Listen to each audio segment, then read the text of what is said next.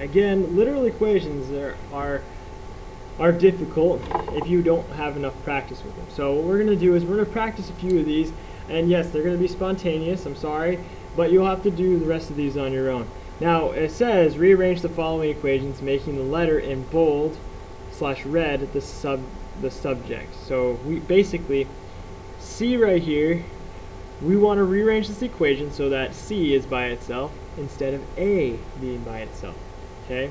And I did this one in another video, so I'm not going to do that one. But if you're wondering what all of the letters are, you can use your best judgment. But they are, if you print this offline, they are in red, so you can see it.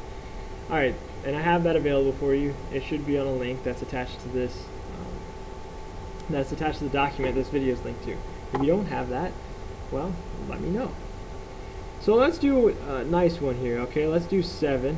Alright, why are we going to do 7? Let's try 7. Alright, so 7 here, we have P equals Q R minus S. Now, you may not see it, but R is the bolded one here. So, how do we do this? Well, like I said, we need to do the addition and subtraction piece first. So we're going to add S to both sides of my equation. Now, I don't know what P and S are, so we're going to say P plus S equals Q times R. Well, I want R by itself, so we're going to divide by what we don't want, which is Q. We'll do that to both sides of my equation, so we get P plus S divided by Q equals Q divided by Q is 1 times R, which is R.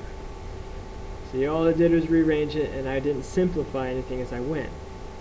Alright, well, let's try another one, okay? Let's try one that has division involved, like number 11. So we look at number 11. A equals B divided by C plus D. Alright, well, how do you do this? Well, addition subtraction first, so we do minus D from both sides of that equation. So we get A minus D equals B divided by C. I'm sorry, I failed to mention, B is the bolded one here, so we want B by itself. Well, this is division. We're going to use the inverse. We're going to multiply by C. And you say, oh, Moreno, what am I going to do? I got C on the bottom, C on, like, right next to it. Is this multiply the top or to multiply the bottom? Well, remember, if we're multiplying times a fraction, we always, oh, excuse me, sneezed. We always multiply the numerator with this top number. Okay, so check this out. I'm going to multiply this whole thing also by C. So we get C times A minus D equals, and then this would be, I'll show you in steps, B divided by C times C over 1. Does that look familiar? If it's not a fraction, we can make it a fraction, right? And this actually cross cancels, so it's almost the same as C divided by C, just like we had over here with Q divided by Q. So this is C divided by C, which is 1, right? So rewriting this, C times A minus D equals, well, B times 1 is just B. Alright, so this is our simplified form. You leave it this way, don't have to do anything else to it. Alright, so let's try another one that's and like all these formulas come from places. They're not just random pulled out of our heads. Like for instance, this one, number 20. Alright, number 20, this is the circumference. Wow, I messed that up. This is the circumference of a circle, okay? Pi times d. D would be the diameter, and d is what we want to find. So let's say you have the perimeter of the circle, or circumference, but you want to know what the diameter of that particular circle is. So what we would then do is say, alright, I need to know what the diameter is. So how do we do that? Well, pi times d. The only way to get rid of that, divide by what we don't want, which is pi. If I do it to one side, I do it to the other. So this is the, take that circumference, divide it by pi, and that gets you the diameter. Look how helpful that was. Alright, let's try another one. How about the area of a triangle? So number 16.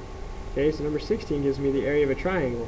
Area of a triangle is base times height divided by 2, or 1/2 base times height. Well, how do you do this? And we want to get the height of the triangle. How do you do this? Well, we have a problem here. See how we're dividing the whole thing by 2? We got to get rid of that fraction first. Before we can do any of these pieces, we got to get rid of that fraction. Over here, I had addition. I didn't have to deal with the fraction over everything. Okay, so let's get rid of this fraction. First, I'm going to multiply by my denominator. That's going to get rid of my fraction. Okay, if I do it to one side, I got to do it to the other. Alright, well, same deal. What do I do here, Moreno? Is that 2 times a, or is that a divided by 2? Well, I'll show you. 2 over 1 times a over 1. A wasn't a fraction to begin with, so it created a fraction if I divided it by 1. Here, yes, this cross cancels, so that's 1. And I'm left with b times h. And on this side, I'm going to shift this up a little. 2 times a equals b times h. And I still want h by itself, so we're going to divide both sides by b. Okay? So b divided by b is 1 times h. And then 2 times a divided by b. Well, there's not much we can simplify there, so we're going to leave it just as it is. Alright? And that is how you do literal equations. All these are done about the same. If I think there is one or two where you're going to have to take the square root, and that's alright. You can take the square root. If you don't know how to take the square root, I will fill you in on that in class.